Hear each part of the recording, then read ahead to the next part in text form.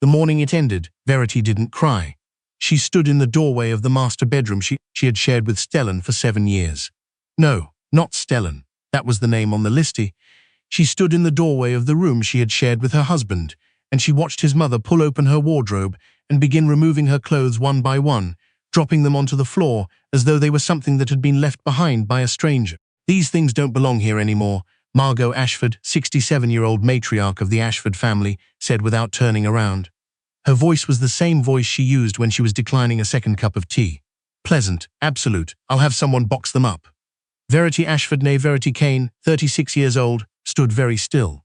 She had been standing still for most of her marriage.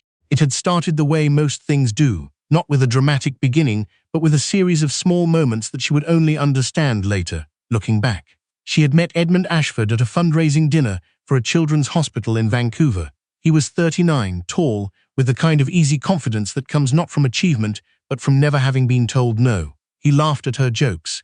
He called the next morning. He said, 6 months later, that he had never met anyone like her, and she believed him because she wanted to.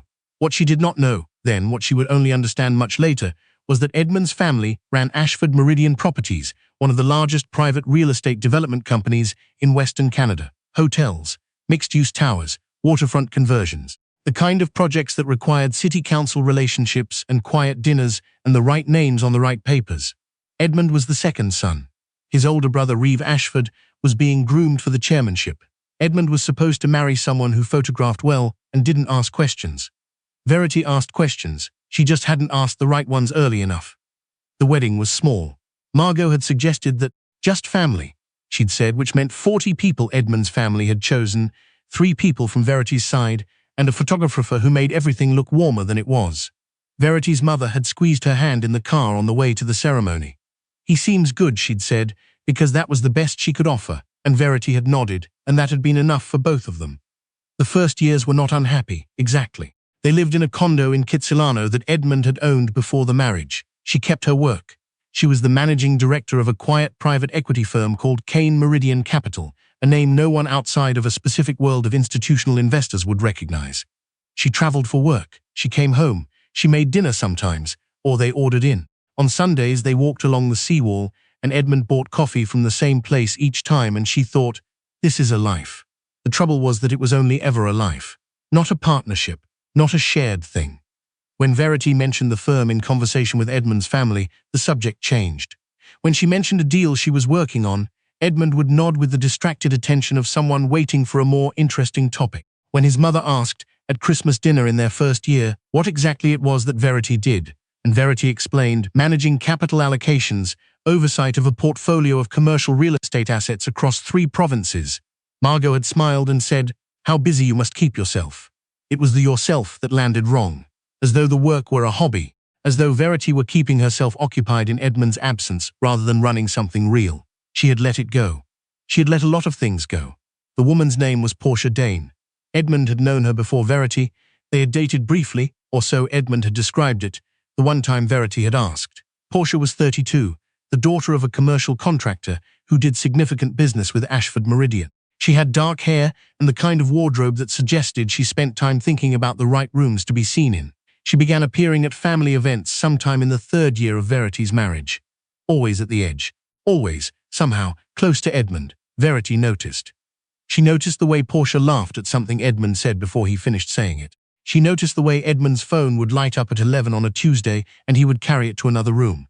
She noticed the way Margot would mention Portia in conversation, naturally, warmly, the way you mention someone who belongs, and then catch herself and shift topics. She asked Edmund once. He said she was imagining things. He said it in a voice that was tired, not defensive, which was almost worse, as though her concern itself were the problem. She stopped asking. The beginning of the end was a project called Halcyon Quay. Halcyon Quay was a waterfront development in Victoria. 42 luxury residential units, ground-level commercial, a boutique hotel component attached. The kind of project that Ashford Meridian had done many times before, except this time, the financing had been structured poorly, and the primary lender had grown nervous, and the project was 6 months behind schedule, with contractors threatening to walk. Edmund's father, Conrad Ashford, 71-year-old chairman of Ashford Meridian Properties, had been managing the situation quietly, but quietly had become not at all, and by the time the board was formally aware, the exposure was significant. the kind of significant that required outside capital. Fast. Verity knew about Halcyon Quay. She had known for some time, not because anyone had told her. No one told Verity anything about the company's operations, but because she had her own sources, her own network, and she understood commercial real estate financing the way other people understand weather, instinctively, in advance. She did not offer to help. She was waiting to see what Edmund would do. What Edmund did was tell her nothing. The weekend it broke, the Ashford family had gathered at Margot and Conrad's house in West Vancouver. The house on the cliff with the view of the inlet that Verity had stood in front of many times over 7 years and never once felt was hers to be comfortable in. It was a family weekend, ostensibly. In practice, it was a crisis meeting held over meals. Verity arrived with Edmund on Saturday morning. By that afternoon, the atmosphere in the house had shifted in a way she recognized. People who knew something moving carefully around someone who didn't. Conrad disappeared into his office. Reeve arrived with his own lawyer. Edmund's phone was in his hand constantly. No one spoke to Verity about any of it. On Sunday morning, Margot came into the guest room where Verity had slept. Edmund had not come to bed and began removing Verity's things from the wardrobe. "Edmund has made a decision," Margot said. Verity waited. "It would be better for everyone if you weren't in the picture anymore." Margot folded a cashmere sweater with the care of someone who respected the sweater more than the person who owned it. "The family is going through a difficult time and Edmund needs to focus." "Where is Edmund?" Verity asked. Margot didn't answer. She found Edmund in the living room, the large one with the floor-to-ceiling windows, sitting at the table with Reeve and Conrad's lawyer and Portia Dane, who was standing beside Edmund with one hand resting lightly on the back of his chair. On the table in front of Edmund was a document, 2 copies, divorce papers. He looked up when Verity walked in. He had the expression of a man who had already apologized for something in his head and considered the matter settled. "We should talk," he said. "You're already talking," Verity said. She looked at the papers. She looked at Portia's hand on the chair. She looked at her husband's face, which was doing the thing it always did when he had decided something. That particular set of his jaw, that studied reasonableness. She thought about 7 years. She thought about the dinner in Vancouver, the Sunday morning coffees, the first winter when everything had still been possible. She thought about every question she hadn't asked and every answer she hadn't pushed for and all the standing still. Then she pulled out the chair across from her husband and she sat down. "Show me," she said. Edmund explained, or Reeve did most of the explaining, that the family needed to consolidate, that the company was facing a difficult moment, that certain decisions had to be made from a position of clarity. The word clarity appeared 4 times in 20 minutes. What it meant was, sign the papers, take a settlement, leave quietly. Conrad's lawyer, a measured man named Ellsworth, who had clearly done this before, placed a pen on the table. Verity looked at the pen. "I'll have my own representation review this before I sign anything," she said. "That's your right," Ellsworth agreed. "Of course," Edmund said, and his voice had the quality of someone performing patience. Portia said nothing. She had moved to stand beside the window. The light caught her well. "How much time do I have?" Verity asked. "We'd appreciate a quick resolution," Reeve said. Verity looked at him for a moment. Reeve was 4 years older than Edmund and had their father's build, and none of his restraint. He had never made any effort to like Verity, and had not hidden this. "I'm sure you would," she said. She stood up and excused herself. She walked out to the back deck, closed the glass door behind her, and stood looking at the inlet. The water was grey-green this time of year. A container ship was moving slowly in the distance. She called her assistant, a careful young man named Fenn, who answered on the second ring. "I need the Ashford Meridian file," she said. "The whole thing. And called Donovan at the board." "Which board?" Fenn asked. "Both," Verity said. Here is what the Ashford family did not know. 3 years earlier, Kane Meridian Capital, the firm Verity managed, the firm she had taken over from her father when he retired in 2019, had been approached by a holding company looking to consolidate a significant stake in Ashford Meridian properties. The deal was structured carefully, through several layers of numbered companies, in a way that was common in private equity and unusual only if you were trying to determine who, ultimately, held the controlling interest. The controlling interest, as of approximately 18 months ago, was Kane Meridian Capital, which is to say, Verity. She had not told Edmund, not because she was planning something. She hadn't been planning anything, but because when she had tried, twice, in early conversations about work, he had changed the subject. And then time had passed and the structure had deepened, and telling him had become more complicated, and then Halcyon Quay had happened, and she had been waiting, still waiting, to see what he would do. Now she knew. Monday morning, The Ashford Meridian Board received a formal communication from Kane Meridian Capital, notifying them that the controlling shareholder was exercising rights under the shareholder agreement to call an emergency review of executive management. The communication was signed by Verity Kane, managing director. Not Verity Ashford. Verity Kane. Conrad's assistant called Conrad. Conrad called Ellsworth. Ellsworth, to his credit, said nothing for a full 15 seconds. Reeve called Edmund. Edmund was sitting in Portia's car outside the house in West Vancouver, having had what he described to himself as a difficult weekend. He looked at his phone and did not immediately understand the name on the screen as something other than his brother, calling with news about the settlement. "She owns the company," Reeve said, without preamble. Edmund said, "What Kane Meridian? Her family's firm. They've been holding a controlling stake. Ellsworth is looking into it now." Edmund, "She owns the company. She owns us." The silence that followed lasted long enough that Portia reached over and touched Edmund's arm. He moved his arm away. The emergency board meeting took place the following Wednesday in a building in downtown Vancouver that Ashford Meridian leased. A lease that, as of that morning, everyone in the room was quietly recalculating the implications of. Verity arrived 8 minutes before the meeting was scheduled to begin. She wore a grey blazer and had her hair up. She did not bring flowers or coffee or any of the softening accessories that people bring when they are trying to signal harmlessness. She sat at the head of the table. Conrad arrived and did not sit. He stood at the far end of the room and looked at his daughter-in-law for a long moment. "I want to understand," he said, "how this happened." "You can review the acquisition records," Verity said. "They're all there, Verity. You can review them," she said again simply. The board members filed in. Some of them knew Verity from industry circles. She had a reputation that had nothing to do with her marriage, which was the reputation she had worked to build. A few of them had clearly already spoken to lawyers. The room settled into itself. Ellsworth read the formal communication aloud.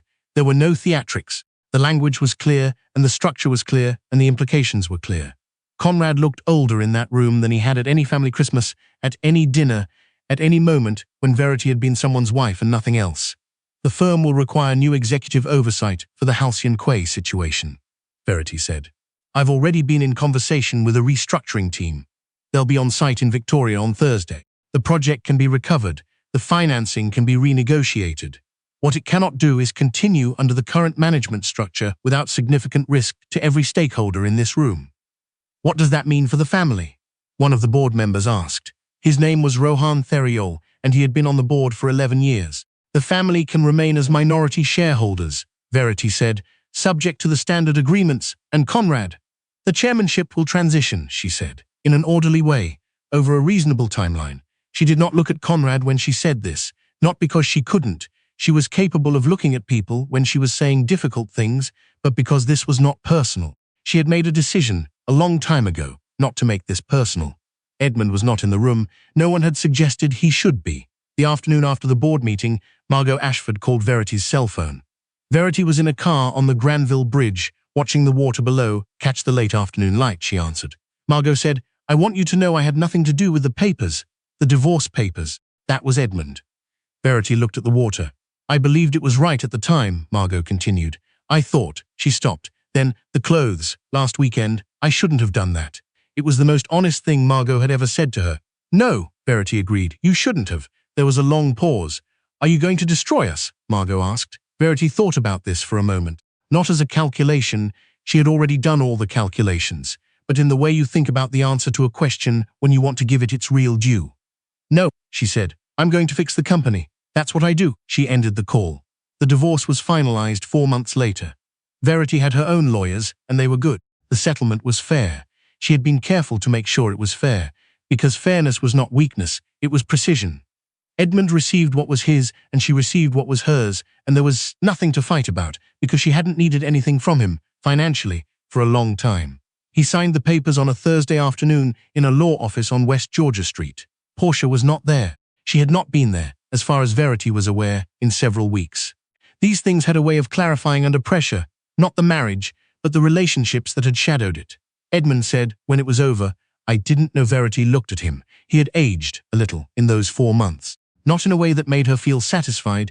She wasn't interested in satisfaction in that way, but in the way that difficult truths sometimes age people.